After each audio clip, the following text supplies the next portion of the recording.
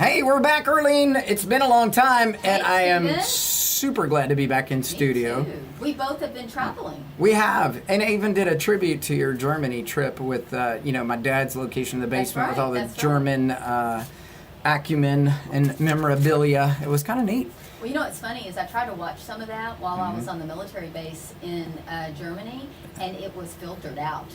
Like I couldn't pull it up where I was, Really? but some friends of ours that were only 2 hours away in another military base, Yeah. they could. So they could watch the Earlene and Steve show, but In Wiesbaden, Wiesbaden. They could watch it, but in Stuttgart, they could not. really. Yep. So we're banned from Stuttgart. It said so. It just said that legally it couldn't be shown there. I don't know why. That is very interesting. I will find out what the legal implications from our worldwide Or it could've just popularity been the- is holding us up. In the apartment I was in, or I don't know. It could have been. Yeah, their internet was blocking you. We don't want that American junk over here. That's probably what they said. No, I'm Yeah. just kidding. We have some special guests. Why don't you do the introductions today? I will. Thank you so You're much. amazing. All right. So today we have Alexa Mundel and we have Jessie Adams. Awesome. They are sisters, and they're here to talk to us a little bit about a nonprofit called Hearts Like Hayley Jade. And so we're going to get into that. We're going to talk a little bit about what happened, what led us to this, a little bit about Hayley Jade, Mhm. and a little bit about what the future for this nonprofit is going to look like. Are you guys okay with that? Yes. All right, super, super. So the first thing I want to know is, I want to know about Hayley Jade. I want to know about her, about waiting for her to be born, her being born. Just go ahead and start. I noticed that I was stalking your Facebook page, and that Thanksgiving one where you said, "Oh, this is where I announced to the family that she was coming." And this was her first Thanksgiving, this was her second Thanksgiving, and then you said, "How did I know this was going to be her last?"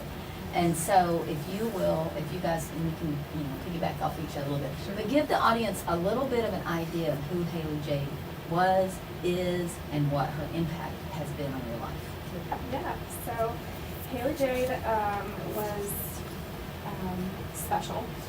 To just from the beginning, when we found out I was pregnant with her, it was a surprise, and then she kept us pretty much on our toes the entire whole time. pregnancy. And she, we announced on Thanksgiving that she was coming, and on Christmas, we announced that she was a girl. And then I had her 4 weeks early in June of 2021. And she kind of just led us on a roller coaster from the beginning. She was early, and then Or did you know that she was going to be medically fragile? I while you did were not. carrying her? No, Okay. I did not. So well done. Yeah. So we, It was a fairly healthy pregnancy up until the end. yeah. Mhm. She was early only because I had preeclampsia, and so induced, and she was, Mhm. but she was very healthy when she was born. So she was born at a pretty acceptable weight. Yeah, she was Oh, yeah, okay. 6 pounds, 12 ounces. Oh, that's She was good. a Yeah. healthy 36-weeker for sure. But she was fine. She spent one night under the Billy lights Oh, for jaundice, for jaundice. but Mhm. and she was home and she was completely fine, and we didn't know anything was different until she was a month old.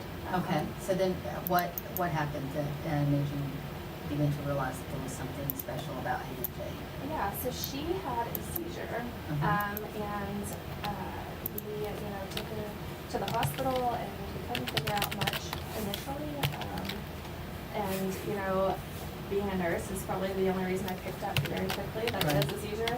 And then from there, they kind of sent us home, and we're like, just kind of watch her. So did you just think it was like a grand mal seizure? Yeah, And it that was. she had recovered from that? Mhm. Okay. Yeah. Yeah. And then a few weeks later, she just kept having seizures. Mhm. And so we had our first longer hospitalization with her. Mhm. And she was diagnosed with epilepsy and just started on some medication. And it did a pretty good job of managing. And she stayed otherwise pretty healthy She until. was healthy, she was meeting all of my sons Okay. correctly. Well, Epilepsy is something that people live with all the time. You know, it's easily managed through medication. I have a cousin, a first cousin that is epileptic. And I don't know if it's still this way because she's a little bit older than I am, and I'm almost 61. But I remember the medicine that she had to have back then, it was like in the 70s. It made her teeth a little discolored. I don't know if the medication for that still does, but I do know that people successfully live with epilepsy all the time. Yeah. And I mean, looking at her, you wouldn't have known Right. anything. I mean, she was a perfect, beautiful, healthy baby. Sure, okay. Yeah. And then, she had her first birthday, and right before her first birthday, she started to just kind of get sick very frequently. We did some further digging into that, and we found out that she was aspirating a lot of what she was eating, and so that kind of set us on a journey. From there, she just stopped hitting all of her developmental milestones. She stopped gaining any weight. They had put an NG tube down her nose to feed her, and we were giving her 200% of the calories that she needed, and she was just losing weight and losing weight, and she just kind of kept getting more sick. So we did everything. It felt like, we were in the hospital for a really long time. She did inpatient rehab and all the different things to try to get her back to where she And I'm was. gonna stop you there, because if you could picture a healthy 1-year-old, she was super chunky. We actually called her the snack queen. That child would go to the kitchen and any cabinet that she could reach or open, she was opening, and she was digging out and trying to find all the snacks. Okay, very good. She was walking everywhere, crawling everywhere. I mean, she was just. So she was very mobile. Yes. Was she, like how 1-year-olds babble? Was she babbling and jabbering? Yeah. Yeah, she would squeal and smile and kick her feet and everything you could picture a 1-year-old doing. Okay. So by her 1-year birthday, as she started getting sicknesses, just we thought they were colds, and things started to progress, and then finding out that she was aspirating, Right. we had to take all her snacks away. And so taking a 1-year-old child, she couldn't eat any of those snacks that she had just been trying. Like She little had- Cheerios and Yes, things like that. Yeah. Yeah, the little munchies and Yeah. things like that. You had to take all those away. So that was heartbreaking too, because you didn't want to take her to a restaurant. You didn't want to eat in front of her because She couldn't have those she things. couldn't have anything. So was she getting that, like the special formula and stuff? Was that coming through her tube to help So she nourish couldn't her? even have a bottle. Oh, wow. I mean, there was all those comforts that you give a child to entertain them or to try to just taste different foods and things like that. You had to take all of those away. You've just given that to her, and you had to take everything away. Right. So that was heartbreaking also. And then from then, it was the decline of, she went from this full chunky rolls all down her arms and legs to just bone. Right. So that's where Jessie is now leading off. I just wanted to give No, you a no, picture no. of This the is joy. perfect because you're her aunt. Yes. You're her mother, and Yes. so it's good for the sisters to be able to share your different perspective, Right. Because it's given us a visual, Right. and being able to track the story. So, okay. So when you're describing this, I almost feel like when I'm listening to you, it was a family problem. It wasn't just like you're off and on your own. Right. It sounds like everybody was just engaged. I honestly feel like when you're challenged with this, and I've seen this before in other families, and I think it's very fortunate for these children, because I'm a pro-life guy. I don't care what the issue is, Sure.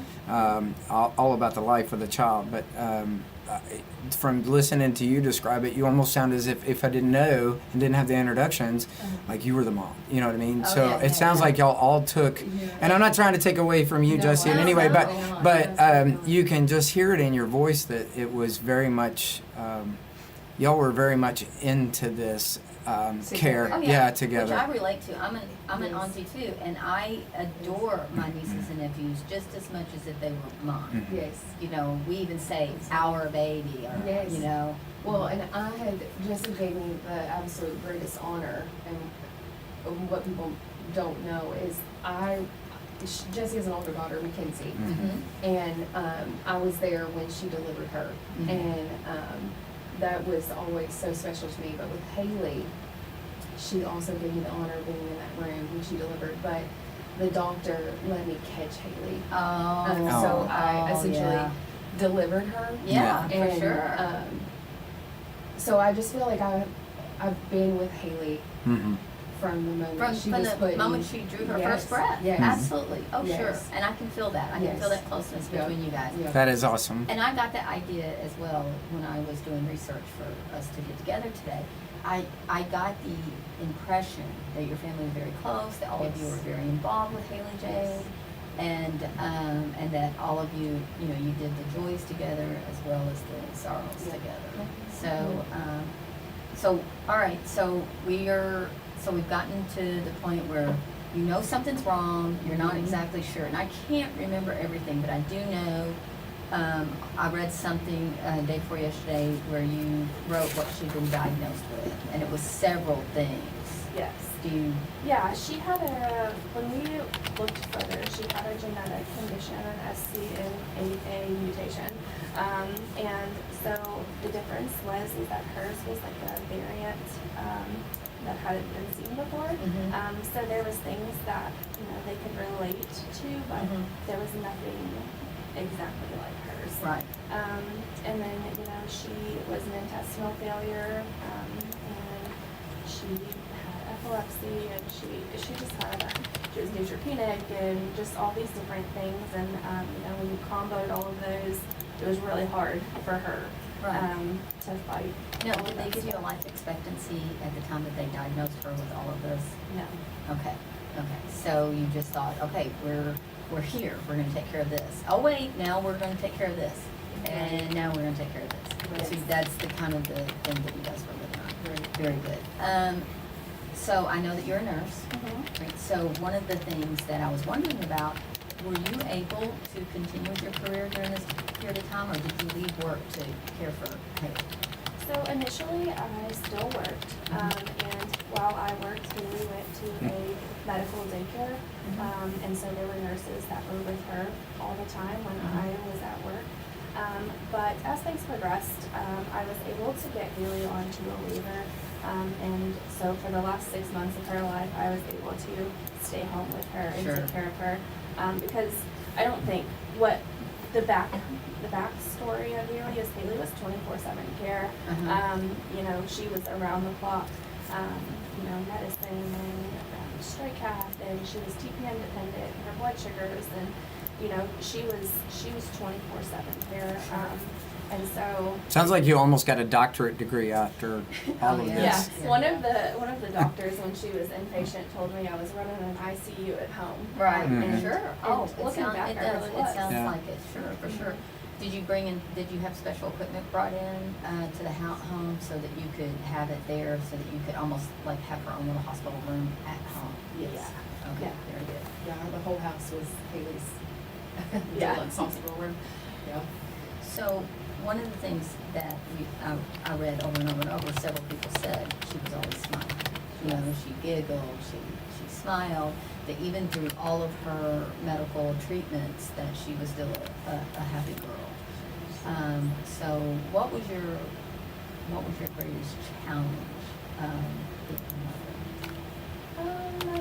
I think my greatest challenge was just trying to get, people to not discredit her or count her out. Sure. As a mom, you always advocate for your kids. And when you have a medically complex child, people, overlook them quite a bit.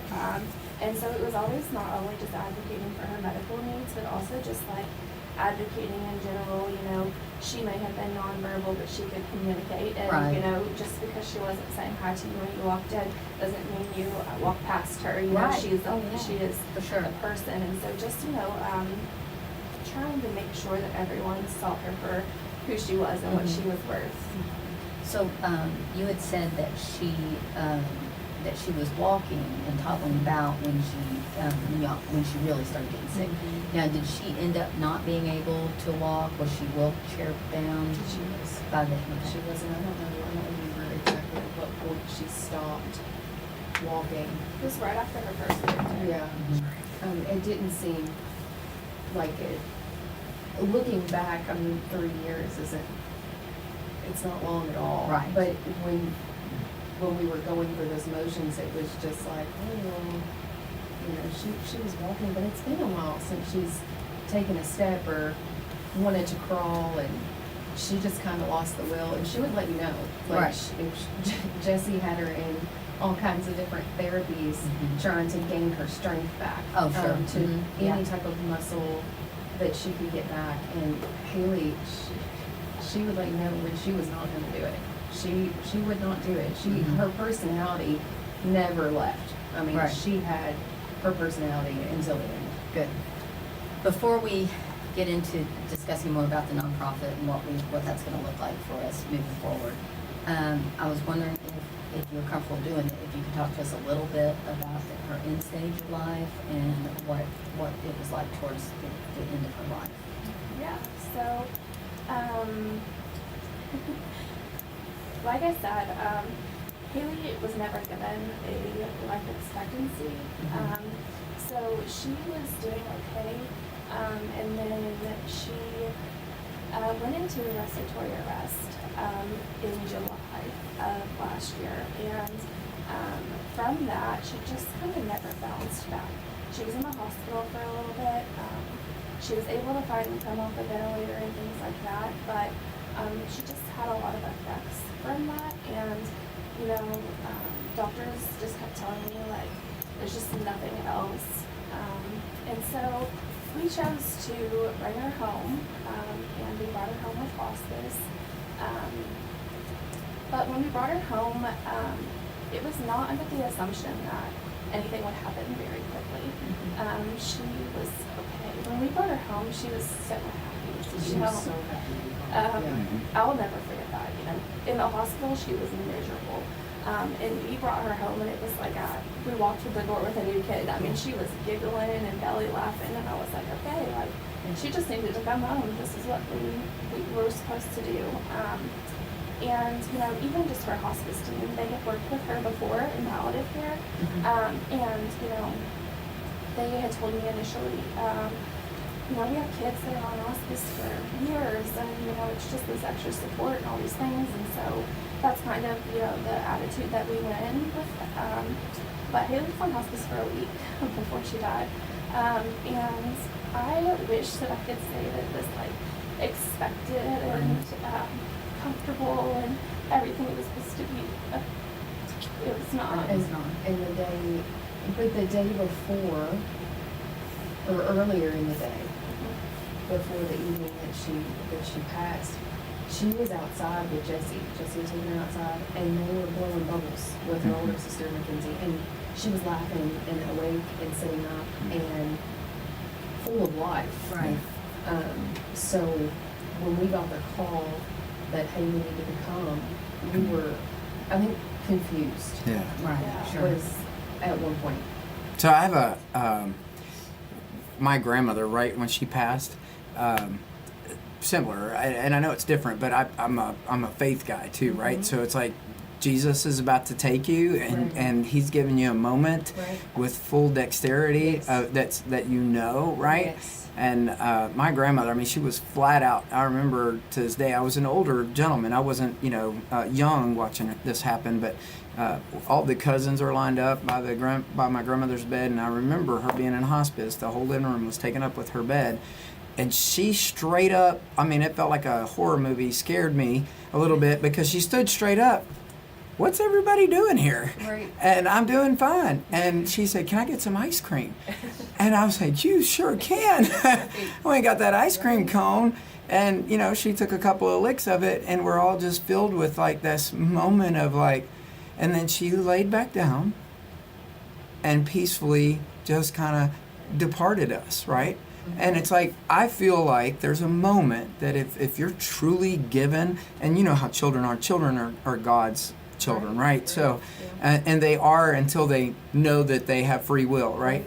And I just think that there is this pause moment that God gives us to say our last, in a way, goodbye. Yes.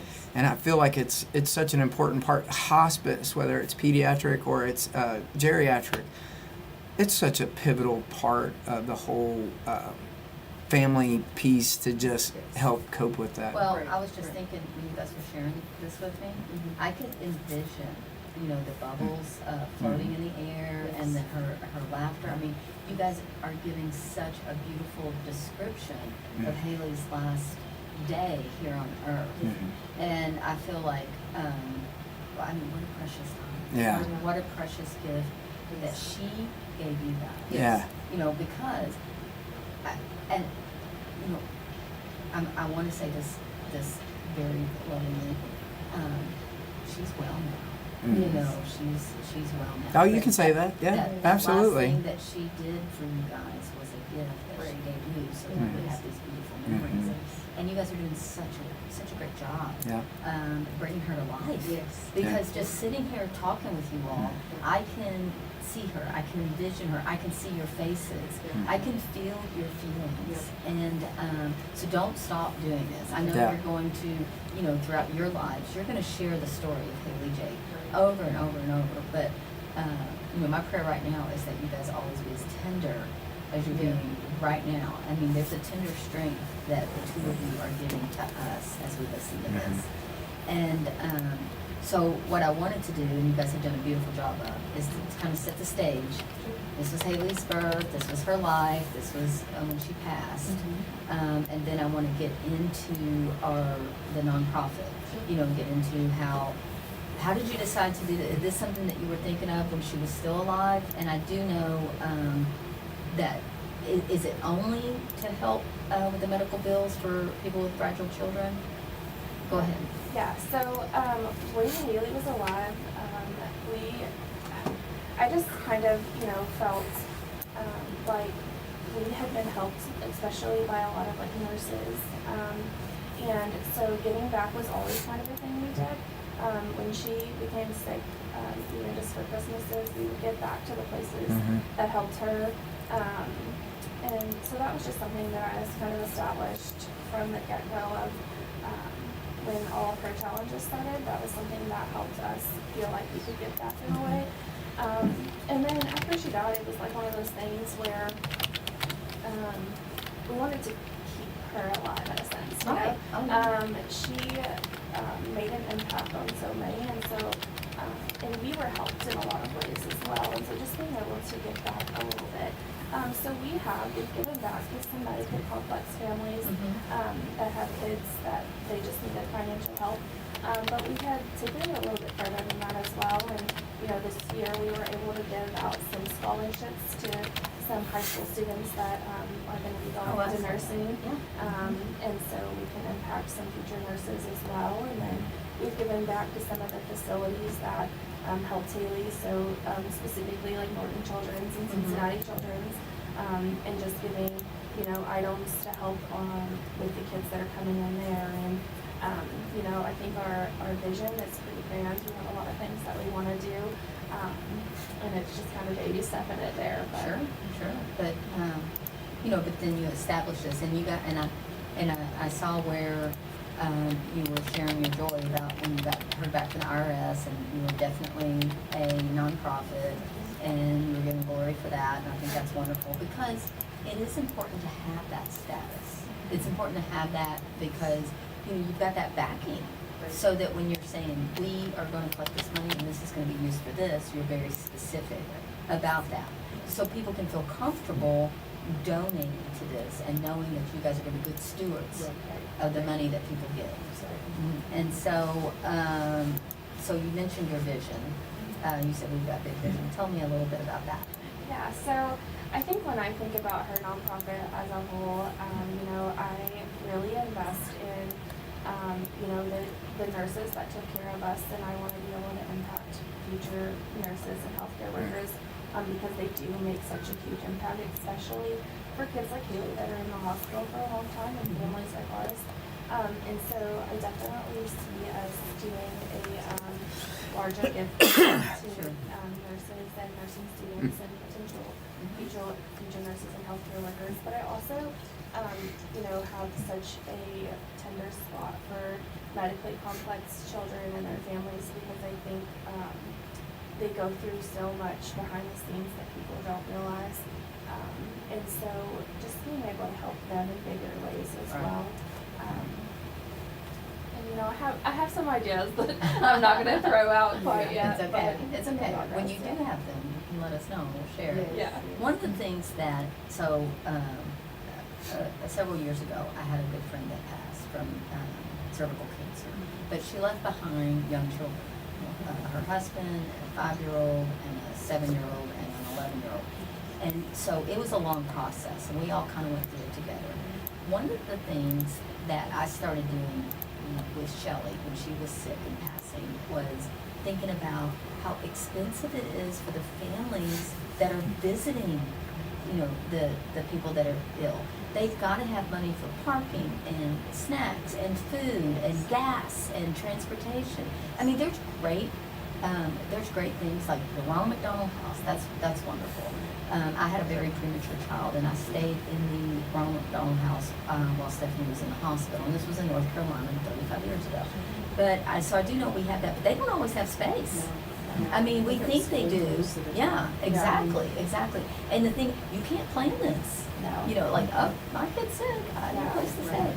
And so, and then there was years later, there was another friend that her child passed from a brain tumor, and they could not find a place to stay. So finally, the church that they were affiliated with, because we lived in Abilene, Texas, they ended up buying an apartment near the hospital there. The church did, and they remodeled it.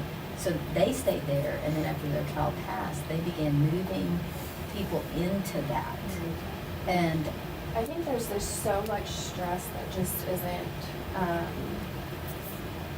you just don't really know about, because when you have a kid that goes into the hospital, not only does your whole life get put on hold, but then that financial stress and things like that. And in my situation, I'm a single parent and on a single income and things like that. And then even just, after, like I said, I was able to put Hayley on a waiver, where I was able to stay home with her for 6 months, and then, she passed, and you lose, that income that you were counting on to take care of her. And so it was like that immediate jump into, I just lost my daughter, but now I have to go do a job interview because you have to get back out into work. And, that's 2 weeks after such a huge loss. And so, just being able to help bridge those gaps for families, because those are things people just don't think about. they just don't think about it. And they don't think about, your electricity still has to be paid. Your car payment still has to be paid. Just because it feels like the world has stopped, it hasn't. Well, and even when Hayley was in she would be hospitalized for months at a time. And so Jessie being a single parent, she never left the hospital. Right. Not a day. Yeah. So she still had another daughter, And, but also too, is there were trials, is that the right? It's a good word. There were trials that Hayley could potentially qualify for. Right. That they, with a lot of her conditions, that there wasn't much research on it. So they were trying to get her into other hospitals across the country. But then that became the question too. What was the waiting period? And then how am I going to get there? How are you going to get there? Where are you going to stay? Yeah. Where am I going to stay? I don't have a job right now. Where is the financial means going to come? And then looking into that with Hayley, the waiting list for those. They're talking about places like the Ronald McDonald House and others that provide the housing for families when they're in talking issues. about how the Ronald McDonald House normally doesn't have any room. Right. I know they're booked up. Right. It's tough. They get a lot of funding, but they just can't. It's not like they're going, oh, sorry. They just don't have it. Right, and there are so many children and parents that are in a situation where it's not you can't even imagine moving your life because you still have a life here that you have to And you have uphold other too. children. And you have other children. Yeah. So that whole, especially going through that and watching her trying to balance that, really opened your eyes to all of the other medically complex children that are going through this too. And there are a ton of Facebook groups that Jessie found that they were bouncing ideas off of each other, trying to, hey, we just tried to do this, we would recommend this. And so there's just so many other kids that are trying to go through this. And I think that was the idea, that you're not only helping financially with just the hospital bills, you're trying to help them emotionally and trying to, Spiritually. yes. I get it. So the last two things, and of course, if you guys want to say something else, you can, but the last two things is, one, if a parent is tuned in and they're listening to this and they're like, oh my gosh, she's telling my story, or at least similar, we don't even know what to do.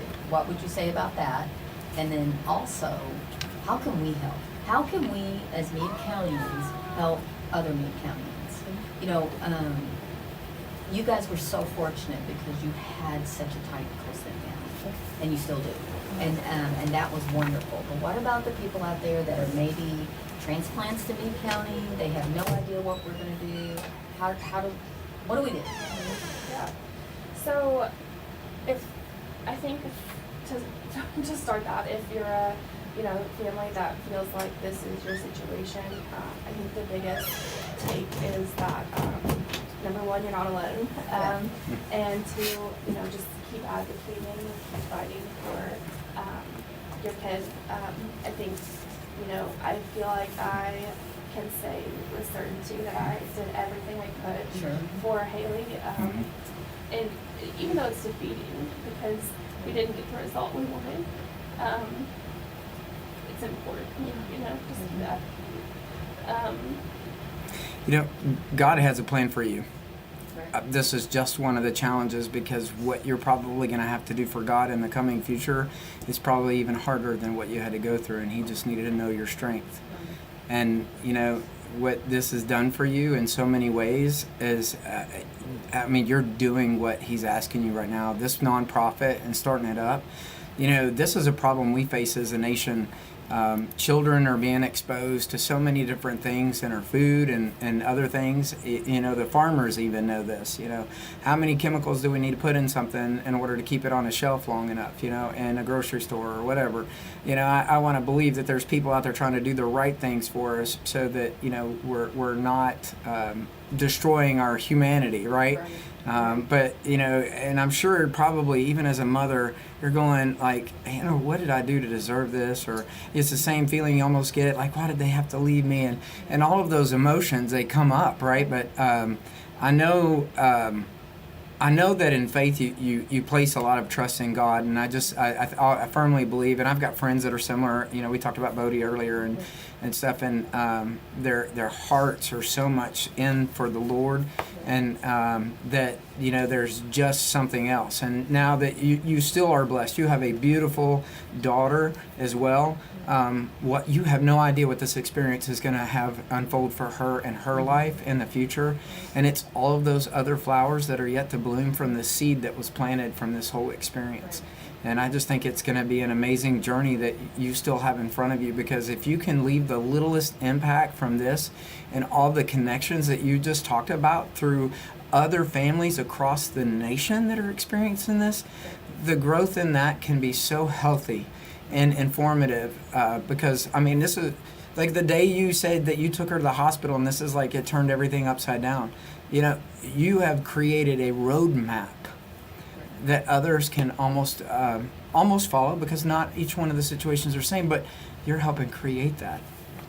So I do know that you guys are planning a fundraising fall. Yes. All We have a right. softball tournament coming up. Tell us about that.